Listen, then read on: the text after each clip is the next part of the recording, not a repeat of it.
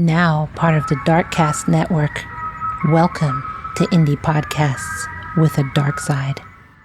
A teenager is drowned in a bathtub, and that's not even the most shocking part of this case. But beware, this episode comes with a warning. Listen at your own discretion.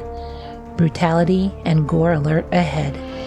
This is the case of Kellyanne Bates, right now on Love and Murder.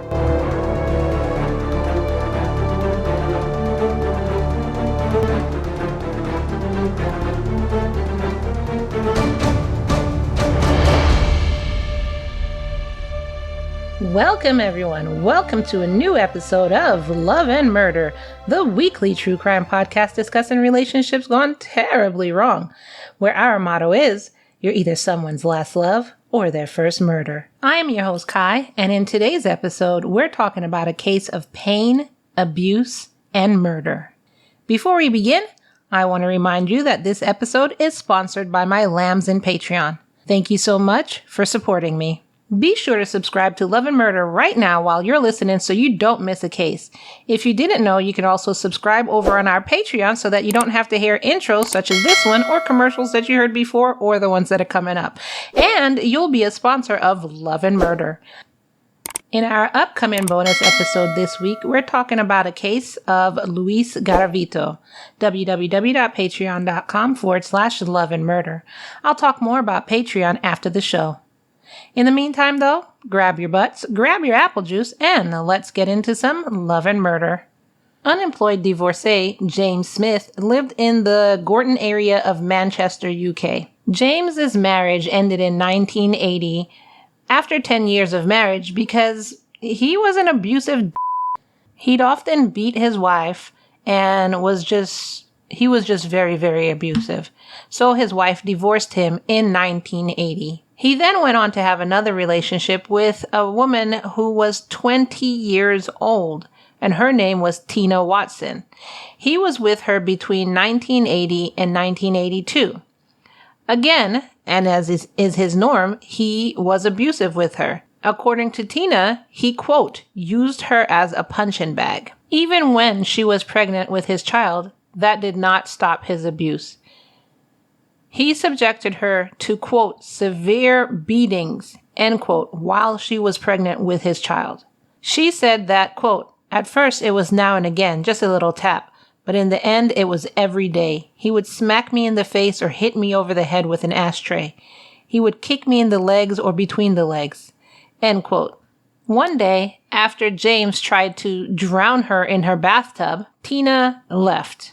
After she left, in that same year, 1982, as the case files put it, James started seeing a 15-year-old girl named Wendy Mottershead. Again, as is his norm, he was also abusive to Wendy. Once, and as he tried to do with Tina, he held Wendy's head under the water in the kitchen sink, trying to drown her.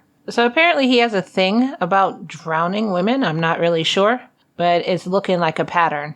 He didn't drown her. She was able to get away as well. Now, before we continue, I have a question. So this case is from the UK, and in some articles that I came across, they had some specific words, and being that I'm from the US, I guess I don't know what these words mean. So this goes out to my UK lambs. If you could tell me what these words mean. So one of the things that they said was house proud. What does that mean? And teetotaler, T-E-E-totaler. What does that mean? So if you can tell me in the comments below or go to the website, murderandlove.com, and shoot me an SOS, that'll be very helpful. So between 1982 and 1993, it does not appear that James was with anyone else. But in 1993, he met a 14-year-old girl, so he's regressing, because last one was 15. I guess it was somebody his own age, then 20, then 15, now 14. So he met a 14-year-old while she was babysitting for his friends.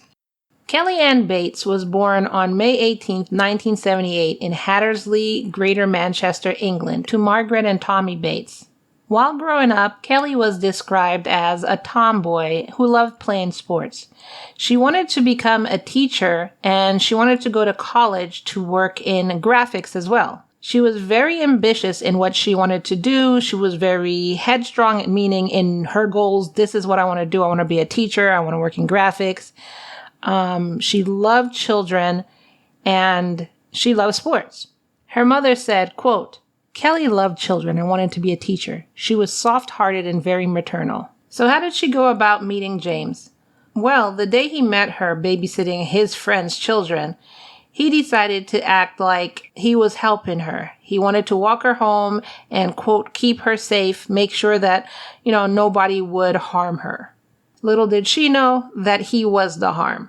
So, of course, to Kelly, that seemed like a very novel idea, white knight, shining armor, all of that stuff. She's only 14 after all. By the time Kelly had turned 15, she was, quote, seeing James. One day she stayed out overnight and her parents didn't know, so she didn't tell her parents that she was staying out overnight. And her parents panicked and called the police. The police said, obviously you got to give it 24 hours, whatever. So when she finally came home the next morning, her parents were like, where have you been? Where have you been? And she said she had stayed with one of her classmates named Rachel. Her mother said, quote, I knew she was lying. It wasn't like her, but I had no idea what was going on. Kelly was a good girl. As well as babysitting, she had a job on a market stall on weekends. She played hockey and she was clever at school. She was hardworking and sensible, and I could never have dreamed she was being groomed by a monster. Soon after, Kelly revealed to her parents that she was dating a boy named Dave Smith. As the relationship progressed with Dave Smith, Kelly's parents realized that she came home quite often with bruises and bite marks on her, and they would ask her what's going on, and she would also always say, oh, nothing, just playing around. Kelly, now 16, once came home just with a bunch of bruises all over her. And when asked what happened to her this time, she said that a gang of girls followed her after school and attacked her. One day, Kelly came home with a black eye. And when her parents asked her where did she get that black eye, she claimed that a group of girls followed her after school and attacked her. This is where she got the black eye. And they asked her, okay, what about these bite marks? And she said, oh, that was an accident, just playing around with my friends. I don't know what friends bites you, but I gotta say, if one of my friends bites me not hard enough to leave a mark, I think it's gonna turn into more than just playing, because I'm gonna hit her back. Now, Kelly's parents did speak with Dave over the phone, and I do see some reports that claim that they thought he was a 32-year-old man, but they didn't know his actual age. So after meeting Dave, not only did Kelly come home with bruises, start staying out, start just acting not like herself, she also stopped showering and would just lay on the couch for hours, curled up and just in complete silence. Quote, she came home and one side of her face was black. She said some girls had attacked her. I couldn't bear the worry, but I knew if I dragged her away from him, I could lose her. During this time, her mother continuously called police and social services, but they continuously told her that Kelly was 16 and they couldn't help her. Her mother says, quote, I didn't know what to do. She was very strong-minded and she wouldn't listen to me. And I was worried that if I fell out with her, it would just push them closer together. One night she came home with her face black and blue. Another time, her hand was bruised. I suspected Smith was hitting her, but Kellyanne denied it.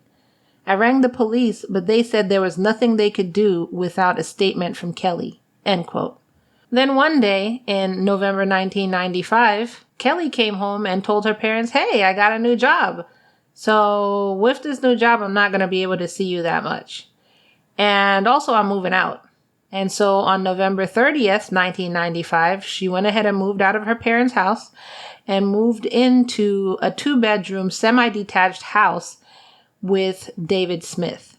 By this time, she was 17, and according to the law in England, she was not underage and she could legally decide where she was going to live, who she was going to live with, what she wanted to do, and her parents had nothing to say about it. So when she first moved, she would call her parents every single day, and that later whittled down to maybe once a week, and they just noticed that their daughter was becoming more and more withdrawn. So they decided to stop by for a visit, go to her house. We want to see our daughter.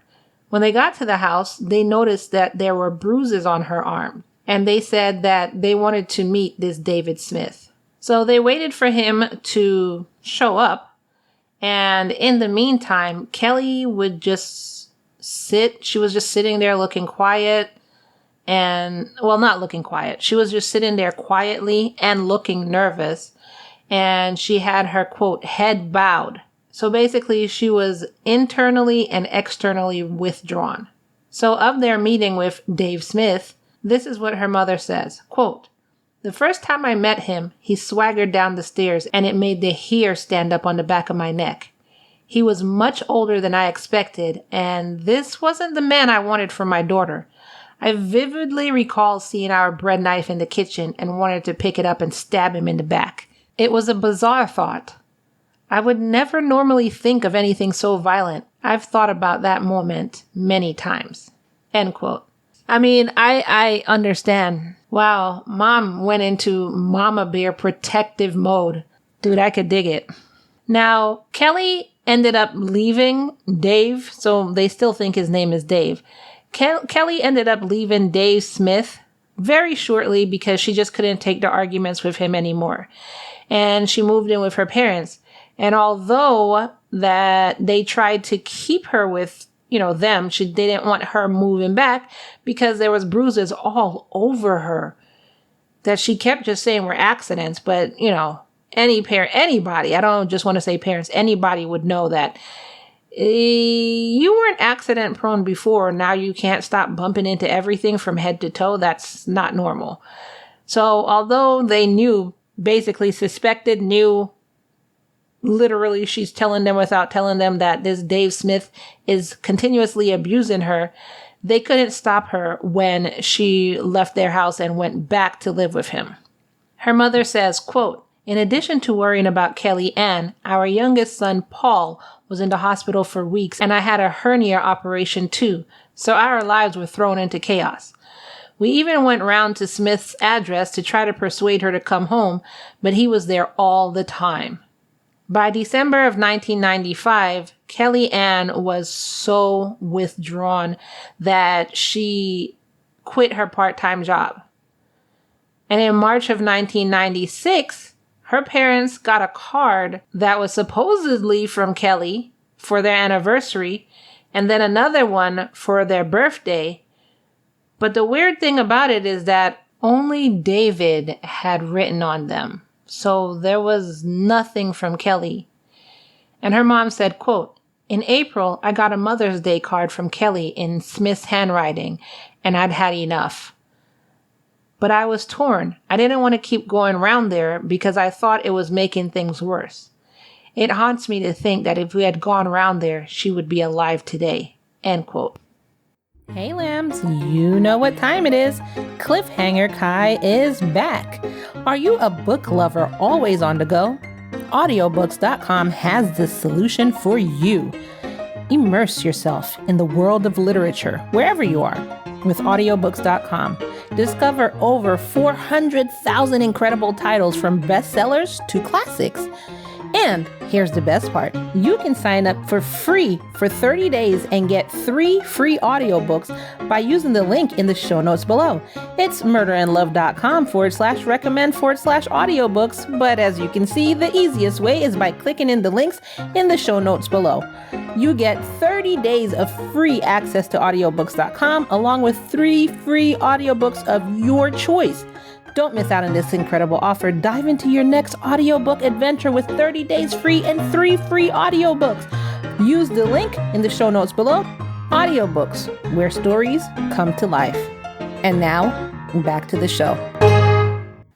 Her mom said that throughout all of this, she kept calling the police, kept calling police domestic violence unit, and all that was said to her was that here's some documents to read, here's some pamphlets to read, give this to your daughter. One day, Kelly's brother even tried to go to the house, and Dave Smith said that, oh, she's not at home. And another time, when a neighbor that was concerned about her welfare asked about her, David told her to look upstairs. By that, I mean, he said, look up. And he told Kelly to look outside. And basically, you just briefly saw Kelly's face in the upstairs window, and that was it. On April 16th, 1996, Dave Smith walked into the Gorton police station and walked up to a police officer and said, "Hey, I accidentally killed my girlfriend, Kellyanne Bates. We were having an argument and she was in the bathtub, and this argument just caused her to drown. I tried to resuscitate her, but I couldn't. And I was kind of thinking that she was playing because she often pretends to be unconscious, but this time it doesn't seem like she's pretending. So, yeah, I think I accidentally killed her." So police were like, "Okay, and where is she right now?" And he said she's still at the house, gave them the address, and when police arrived at the address, they found her naked and lifeless body on the bathroom floor. So now remember, he said she was in the bath, and I guess she couldn't take it because they were arguing. So I don't know, she slipped under. So he said that she had swallowed water, he thinks, whatever. So remember this. Police, of course, aren't going to just take his word for it. So they started an investigation. During the investigation, it shows that Kelly's blood was in every single room of the house. Every single room of the house. Literally the only, other than beating her in every single square inch of that house, the only way I could think you could get blood in every single room of a house is to have like epic nosebleeds and just walk around your house, or just free flow on your monthly. You know what I'm talking about. Just free flow it, which, ew. Anyways, these are the only ways. So unless he wants to come out and say that's what she was doing, and even if he did say that, her autopsy would say something different, which her autopsy said that there were over 150 separate injuries on her body. The autopsy also revealed that these 150 injuries were not a result of just a one-time off, like, oh my God, I got so mad that I started beating her one time. This has never happened again, or this has never happened before or again. Instead, it happened over the course of time, a prolonged time. William Lawler, the home office pathologist who examined the body, he's the one who found more than 150 injuries. And he came out and said that the injuries were inflicted over a period of at least a month. So I was saying years, he said a month. All of that in a month. Then he also reported that in the weeks leading up to her death, she was being starved by David, which they're still calling him David. And they also found out that she had been tied to a radiator by her hair. I guess that's between maybe David saying that and also forensics. You know, maybe they were seeing that like her hair was being pulled or something. I don't know how you know what? They probably could have figured that out based on their investigations. They found probably hair attached to the radiator, plus how it probably looked on her scalp. She had been burned with a hot iron. She had been stabbed dozens of times in her legs, torso, and mouth. She had been strangled.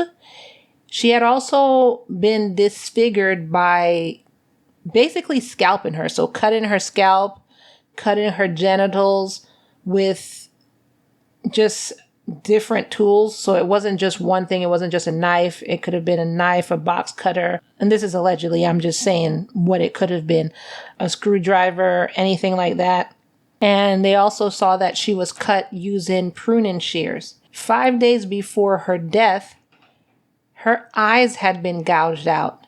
And during the last month of her being alive, that's when she was bound up. So she was tied to the radiator or tied to different pieces of furniture by her hair, or she was tied by her neck.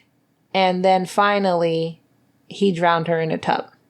Pathologist Williams said, quote, "In my career, I have examined almost 600 victims of homicide, but I have never come across injuries so extensive," end quote. So I listed out some of the injuries. Let's go through the rest, and it might intercept. So these are listed out according to the Daily Mirror and the Guardian.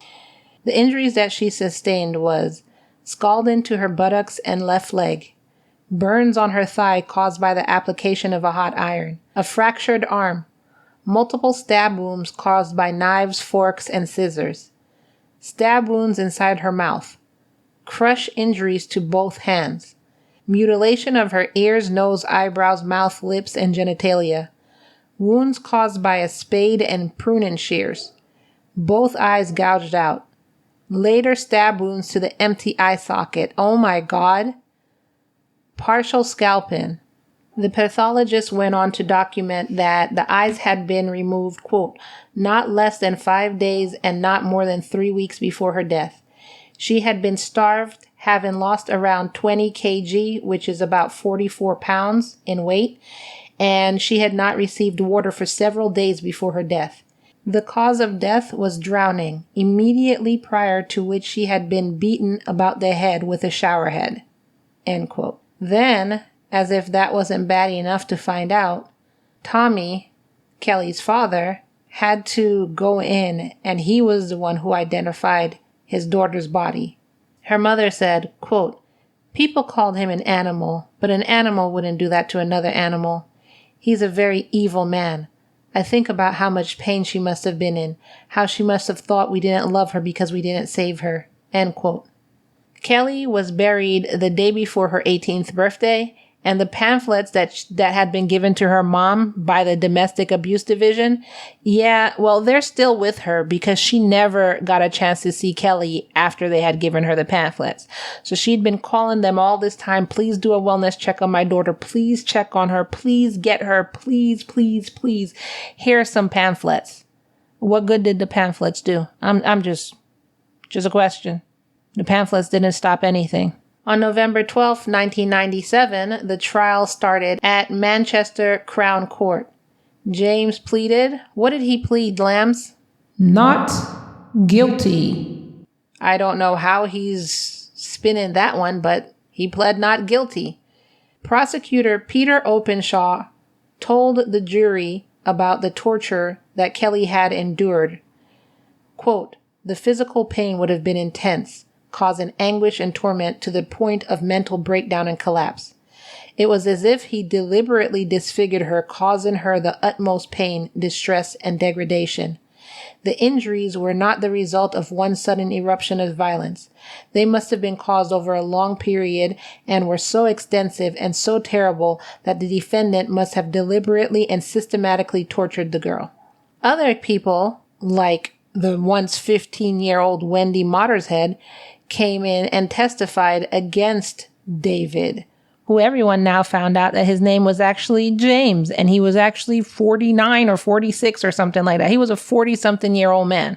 So this is when her parents are finding this out. So during the trial, Wendy told the court that James had once held her head underwater in the kitchen sink. Quote, "It frightened me, but you get to the point where you're too frightened to do or say anything. You just took it."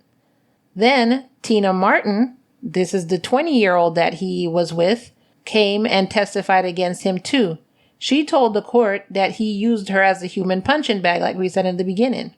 She also described how he punched and kicked her and beat her up while she was pregnant with their child. Quote, "Once I was having a bath and he got me by the throat and tried to push me under the water." What is with him and drowning these people? What is with him? Then Kelly's mother took the stand and said, Quote, on one visit, he showed me a hole in his floorboards where he said he'd had a gas leak. Just a few weeks later, he kept Kelly prisoner in the hole while he tortured her. PC Tracy Turner took the stand and told the court that James had said, quote, I've killed her. I know I have. And he told another police officer, quote, I know I'm going away. I know there's no point. I'm going to get found out anyway, end quote. I mean, I know they're British, but I cannot. I've already tried. You could listen to past episodes. I tried doing a British accent, so sorry, can't do it. Then James took the stand because I don't know why. I don't understand why, but apparently, I guess he's trying to explain why he's not guilty. He said he was the victim. I'm sorry. I had to pick my jaw up off the floor. He said he was the victim. He said that Kelly, quote, would put me through hell winding me up. So she made you mad, and this is all her fault. He told the jury that Kelly would taunt him about his dead mother. She would tease him that, well, at least my mother's alive and your mother's dead. And when they asked him, well, why did you inflict all of this pain and horrors on her? He literally said he opened his mouth and said that, well, she asked me to. He said that she dared him to hurt her. I dare you. I triple dog dare you to hurt me because I don't think you're gonna do it. I double dog, triple dog, quadruple dog dare you. And he's like, well, who am I to say no? What? What? He said in a statement, well, it was a statement that had been given earlier, was read in court, that said that Kelly, and this is what he's saying, that Kelly, quote, had a bad habit of hurting herself to make it look worse on me.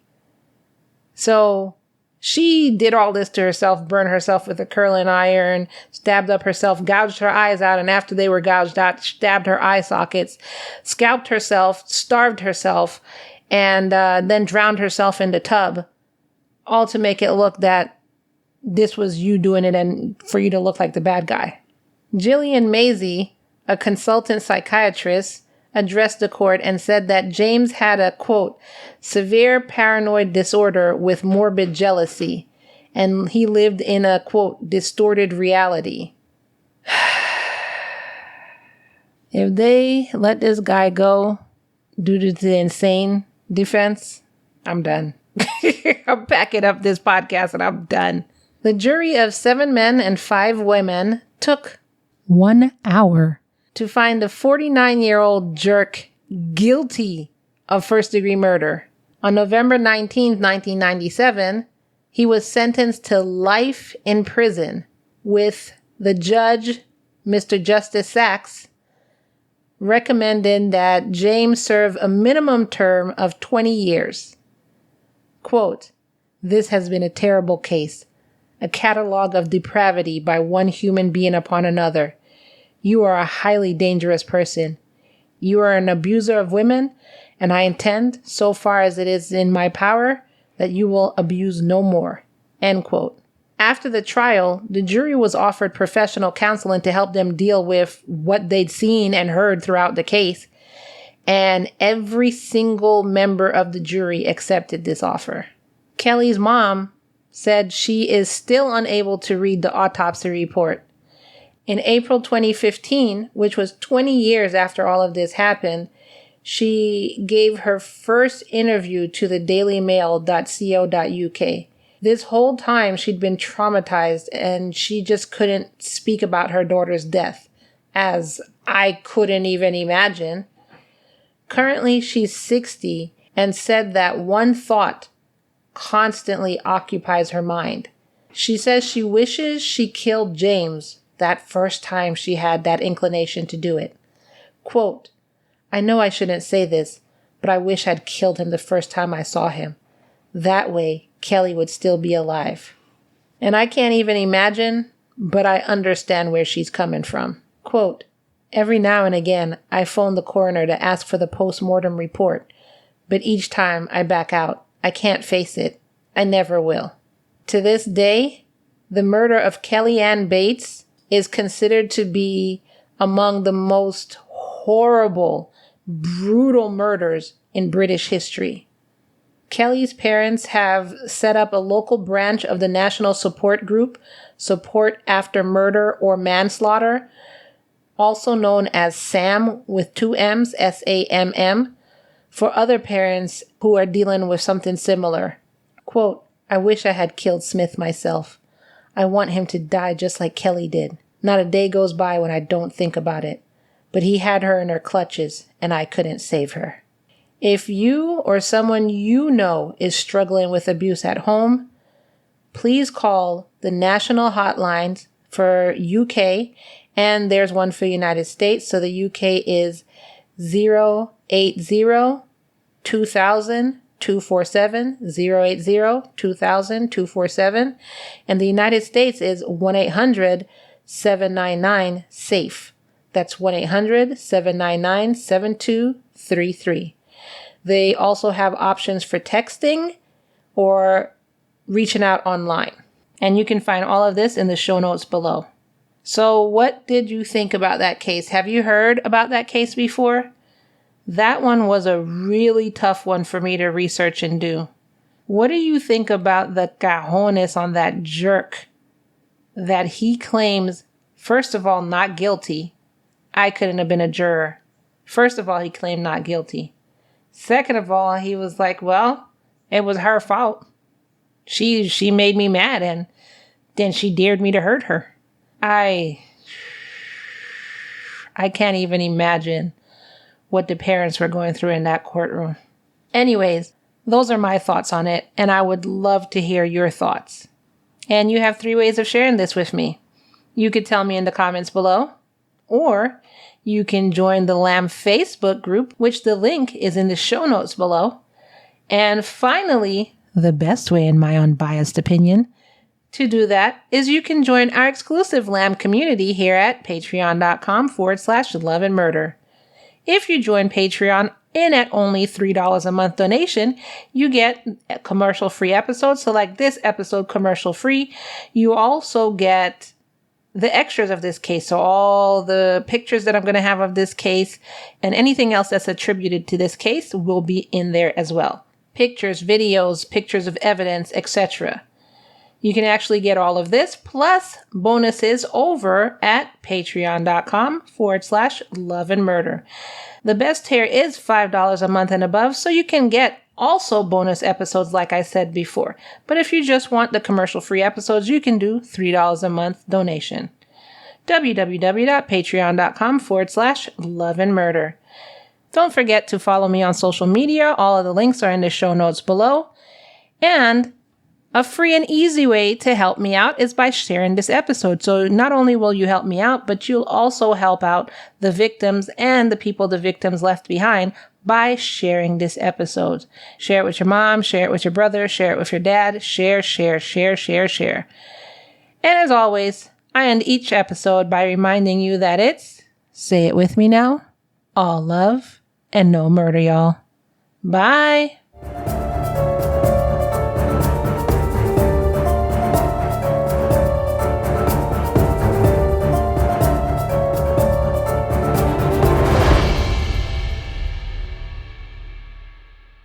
Hey, no surprise here because I've been doing this for a while. Don't forget to give me a 5-star review on whatever platform you're listening. The best platform you could listen on is Spreaker.com. The link for this is in my show notes below. And it's good for iOS. It's good for Android. You don't have to worry about it. So anyway, 5-star review right now. Just hit 5 stars right now. Thanks.